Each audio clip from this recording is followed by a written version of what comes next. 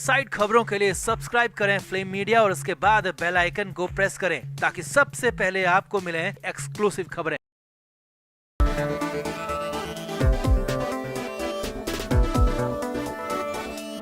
Aryan Khan case में NCB लगातार action पर एक्शन कर रही है और एनसीबी की पूरी कोशिश है कि आर्यन खान को फिर से जमानत ना मिल पाए और लंबे समय तक आर्यन जेल में ही रहे।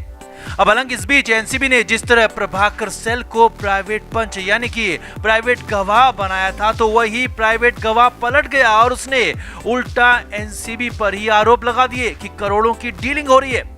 मगर एनसीबी ने इससे भी बड़ा मास्टर स्ट्रोक मार दिया और अनन्या पांडे को अपनी तरफ कर लिया। जी हां, आर्यन केस में ये सबसे बड़ी खबर है, सबसे बड़ा अपडेट आपको बताने जा रहे हैं, क्योंकि अनन्या पांडे आर्यन खान के खिलाफ बोलने को तैयार हो गई है, सरकारी गवाह बनने को तैयार हो गई है। तो कैसे हुआ रातों रात ये चमत्कार, कैसे मजबूरी में मान गई अनन्या, सब कुछ आपको बताते हैं। आप इस वीडियो को शेयर करें और कमेंट करके अपनी राय जरूर दें।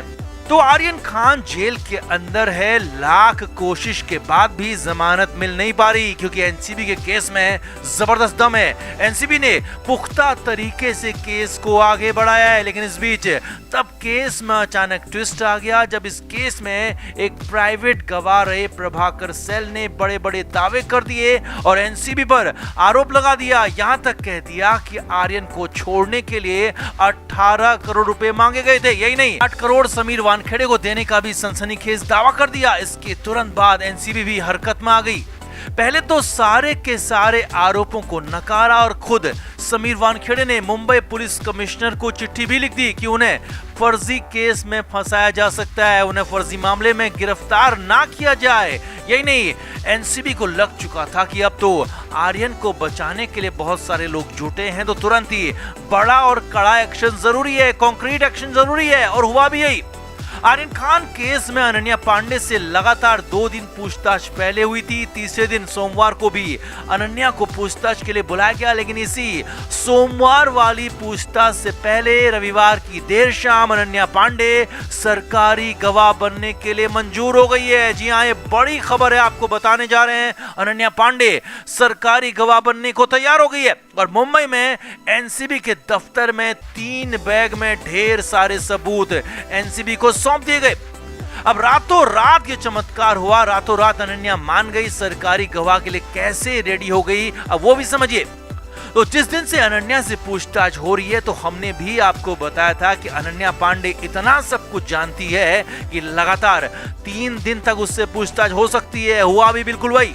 यही नहीं, सोमवार की पूछताछ के बाद तो अनन्या की ऑफिशियल अरेस्टिंग भी तय थी। अनन्या पांडे को गिरफ्तार किया जाना तय था और अनन्या पर भी वही चार्ज लगते जो कि आर्यन खान पर लगे थे, और अनन्या को ये सब कुछ पहले से ही बता दिया गया था। साथ ही साथ अनन्या पांडे को यह भी कहा गया कि अगर वो सब कुछ सच सच बताती है, सरकारी गवाह बनती है, तो फिर उसके साथ नरमी बरती जाएगी, उसे केस में ज्यादा दिक्कत नहीं होगी। जिसके बाद शनिवार और रविवार को अनन्या पांडे के घर पर इसे लेकर बातचीत हुई। अनन्या के परिवार वालों ने अपने दोस्तों, करीबियों से इसे लेकर बात की, सलाह ली, और सभी का यही कहना था कि आर्यन तो लड़का है, जेल से बाहर निकल कर भी सब कुछ वापस हासिल कर लेगा, लेकिन अगर अनन्या पांडे जेल गई तो उसके साथ कुछ भी गलत हुआ तो वो संभल नहीं पाएगी, उसका फिल्मी करियर तो तबाह हो जाएगा, साथ ही साथ जिंदगी भी बर्बाद हो जाएगी। जिसके बाद फाइनली फैसला लिया गया कि अनन्या पांडे एनसीबी के सामने सब कुछ सच सच बता देगी, सब कुछ सच उगल देगी,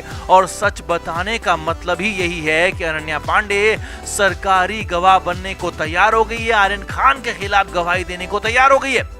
अब सोमवार की पूछताछ से ठीक पहले अनन्या की तरफ से एनसीबी को बताया गया कि वो सरकारी गवाही के लिए तैयार है। इसके साथ ही अनन्या ने एनसीबी ऑफिस में 3 बैग में वो सारा सामान, सारे सबूत भी दे दिए जो कि एनसीबी को जरूरत होगी, जिसमें कई सारे पुराने फोन, पुराने लैपटॉप, साथ ही साथ कुछ अलग इलेक्ट्रॉनिक गैजेट्स भी शामिल है।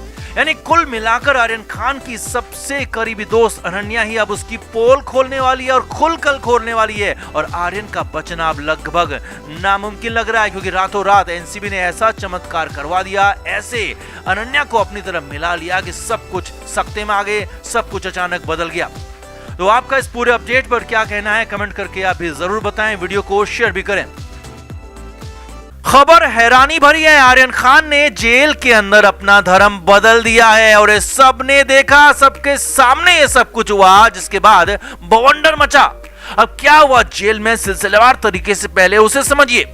जेल सूत्रों के मुताबिक जेल में हर रोज हर शाम भगवान की आरती होती है और बड़ी बात यह है कि आर्यन खान रोज ही इस आरती में शामिल होता है और पूजा पाठ भी करता है। अब आर्यन तो खान है लेकिन फिर भी आरती में शामिल हो रहा है, लेकिन तब भी माना जा सकता है कि कई बार आप दूसरे धर्म को लेकर सम्मान दिखाते हो। लेकिन इससे भी बड़ी बात, या कहें कि सबसे बड़ी बात यह है कि आर्यन खान को नमाज या फिर नमाजियों से जेल के अंदर कोई मतलब नहीं है। जी बवंडर यहीं से शुरू हुआ।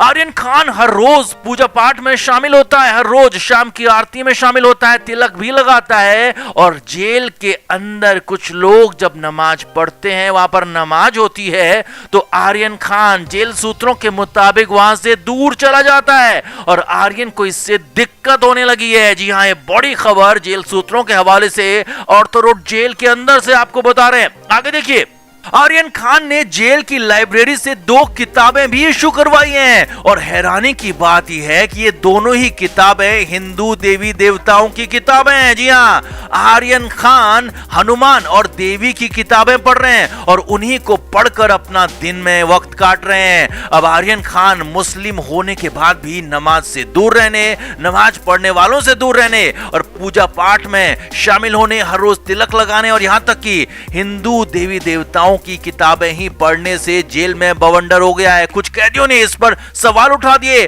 आर्यन खान को लेकर भी सवाल उठा दिए। अब तुरंत ही जेल प्रशासन भी अलर्ट हो गया।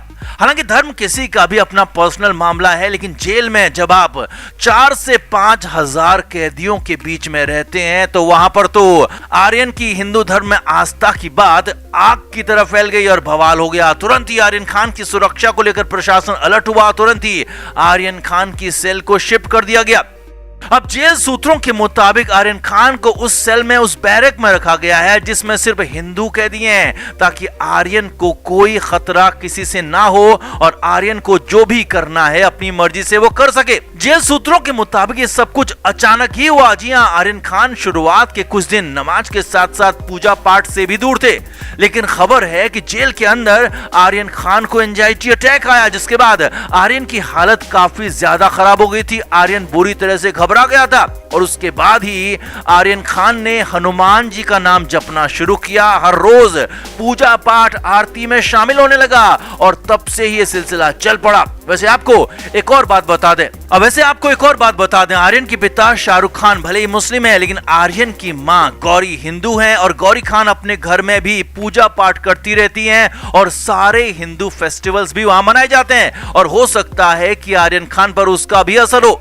लेकिन पूजा पाठ में इतनी ज्यादा आस्था और दूसरे धर्म में बिल्कुल भी नहीं, तो इससे खासा बवाल हो गया जेल के अंदर और कुछ खास कैदियों ने इसे लेकर हंगामा भी किया। अब फाइनली आर्यन को शिफ्ट किया गया, आर्यन की सुरक्षा बढ़ाई गई, लेकिन इससे भी जबरदस्त बाउंडर वहां पर खड़ा हो गया। अब हम तो साफ साफ मानते हैं कि आर्यन का निजी मामला है। आर्यन जिस भी धर्म को मानते हैं, जिसे भी मानना चाहते हैं, जो भी करना चाहते हैं, यह उनका निजी मामला है। इसमें किसी को किसी तरह का भी कोई दखल नहीं देना चाहिए। तो आपका आर्यन के इस फैसले पर क्या कहना है? ये बवाल और बवंडर कितना सही है या फिर आर्यन खान का ये सब कुछ पर्सनल मामला है? आप भी कमेंट करके अपनी राय जरूर दें, वीडियो को शेयर भी करें।